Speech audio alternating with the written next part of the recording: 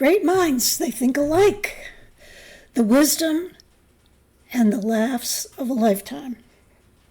Welcome to Senior Insights. My name is Cynthia, and we're going to talk about great minds thinking alike. And we're going to try and have a few little humorous things, but nothing too funny because I'm not really a comedian.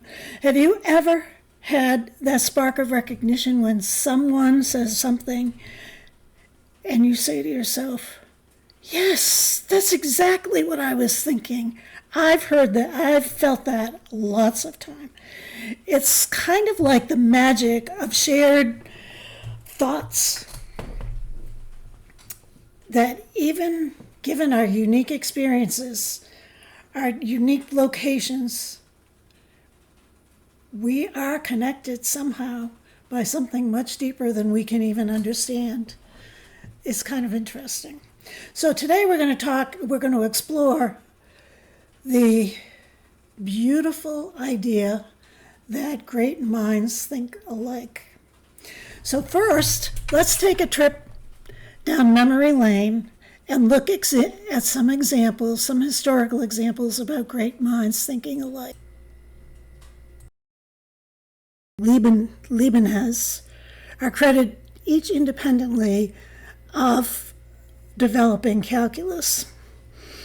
At first, there were big rifts and, debates and whatever, but they finally declared by the powers that be that they each developed it independently.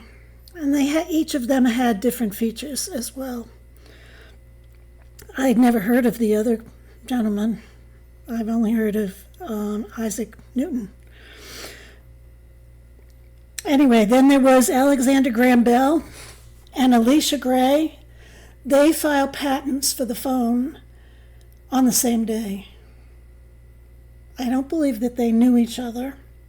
I don't know that for a fact, but one of them went in the morning and one of them went in the afternoon, and you can bet that that caused a lot of ruckus, a lot of problems, a lot of debates, a lot of anger. But what I discovered after doing this research is there's a lot more to the idea that great minds think alike. We have some kind of things in common, or we have connections, or whatever. But people don't realize that we do have more in common. Next is my attempt at a little bit of humor. I'm not a comedian, so bear with me. This is and just take it in good fun, because it's a little not that nice to senior citizens. Anyway, this habit starts out innocently.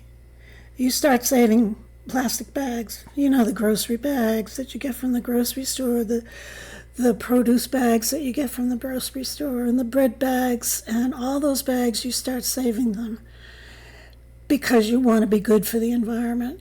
And then all of a sudden, your cabinets and your drawers, or wherever you store them, they're overflowing with plastic bags. Well, now you're saving them just in case. I have a lot of just in case things, which I will share with you.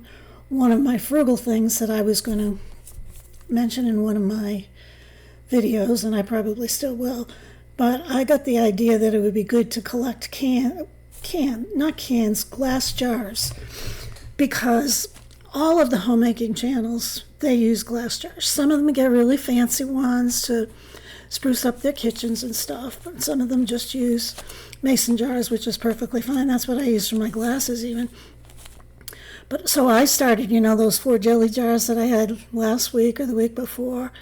I washed those and I washed the caps. I have so many jars. There is no way that I could find enough stuff to put in them. But I'm saving them just in case. How crazy is that? I have a hard time now, since I got onto this frugal thing, about throwing things away that are good. I mean, a glass jar is pretty neat. But I don't have a husband who can use them for his nails, out in the shed and stuff. So then there is, sometimes we give advice no one asked for it, but we tell them anyway. It's not appreciated. I learned that early on with one of my daughter-in-laws. I tried to tell her to do something, and she told me, in no uncertain terms, it was her house, and she'd do whatever she wants, and she's right. But in my mind, it's still, I have things in my mind about how my kids keep house, how they do things, how they deal with their children. They're all wrong. They should ask me, or I should be brave enough to give them advice, but I'm not. Naps. Who likes to take naps? Well, you didn't when you were a little kid. You used to fight naps. You used to go kicking and screaming into naps. Now, if you can take a nap, you feel like you won the lottery. Go figure. And I was doing this research, I'm saying, what does this have to do with commonality? But I just went with it because I think that there are quite a few common things. I personally, I don't ever take a nap. I don't like it. But I do sometimes, even this afternoon, I was dozing off in the chair. So I do that. How about these sayings that we say? Kids these days. Back in my day, we did it this way. We used to walk to school through snow, sleet, up hills, down hills, in the mud. We didn't get a bus to pick us up at our door. No, we had to walk to school. What are some of your great mind moments like that? Do you remember, recently thinking these things, but did it kill you to walk to school? No. The whole world is obese. That's because they don't have to do anything. We used to roller skate, bicycle. Kids don't even have bicycles now. What is the problem? But anyway, one of the things that happens, for example, in this group, this community, and in the women's group that I go to, is that you develop a sense of connection. I feel very connected to some of the people in this group. I don't even know you. I don't even know where you live, but I feel connected. I can feel you there. I can feel your support. I wonder if you're saying, oh, geez, I have to listen to another one of these. But I know you're there. I know you're there, and I know you'll be there. So that's a really good thing. Some of us have similar interests, like hobbies. Remember we talked about hobbies? Well, I'm going to do another thing on hobbies, and I'm also going to do an art show. Just my art. Trust me, it's not going to be in a gallery or anything. It's going to be in a gallery. Here's this painting that I painted. That sort of thing. But they're not bad. They're kind of impressive when you look at them from a distance, which you will be. So we have kind of a mutual understanding of each other. We know, we have so much wisdom. We know what it's like to lose a loved one, or we know what it's like to deal with a catastrophic illness. So if there's someone in this group or in this community that has dealt with that, they know, say there's 2 or 3 people.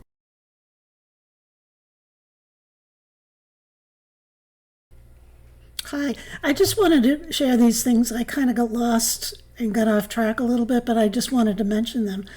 Some of the great minds moments that you might have are when you're connecting over a shared memory. And remember I told you about my good friend and how we found the letters and how we read each and every one of them and how we laughed about it and we had so much fun and so much pleasure.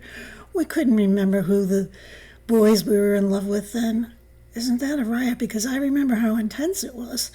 But so you're connecting over a shared memory or a good book or something that you've read.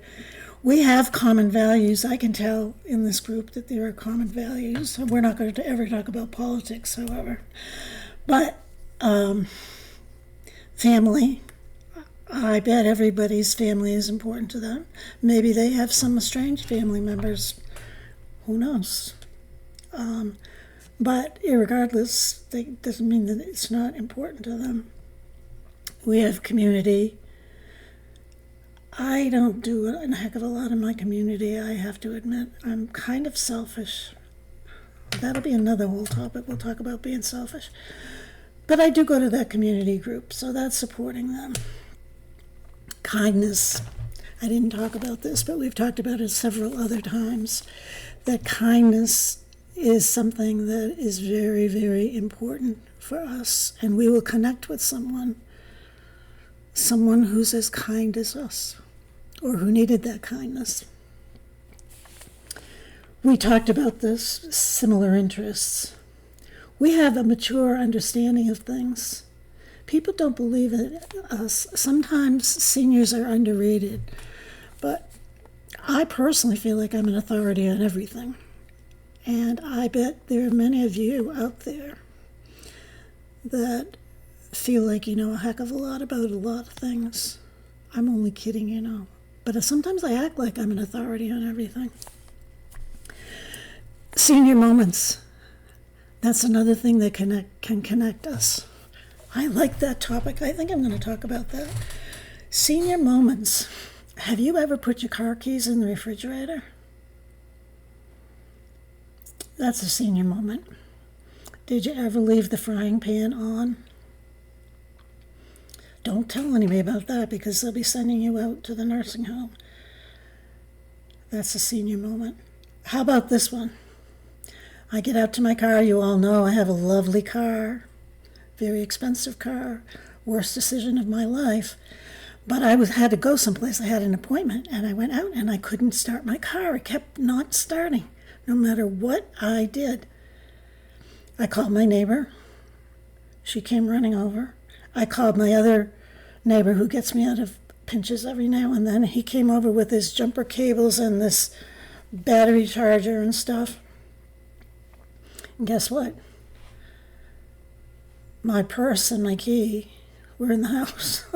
I never took them out. So that's a senior moment. I was embarrassed. You know, I call these over like, I can't get my car started and I have to get into town. And so they were in a frenzy trying to get my car started. And all of a sudden, it just slapped me in the face and said, where is your purse? My key hangs off of my purse. And that's on purpose so I don't ever lose it or forget it. But one of my friends pointed out that it could fall off the handle. So what do you do if you don't have a purse that's big enough to hold the keychain? Anyway, that's neither here nor there, but that's the way my mind thinks. So those are some of the senior moments. And then these are some stereotypes that seniors have. Seniors love bingo. Yeah, bingo. We love bingo. There's nothing wrong with liking bingo. They're just jealous. I don't play bingo. I wouldn't be opposed to going to like a big game, not a nursing home game.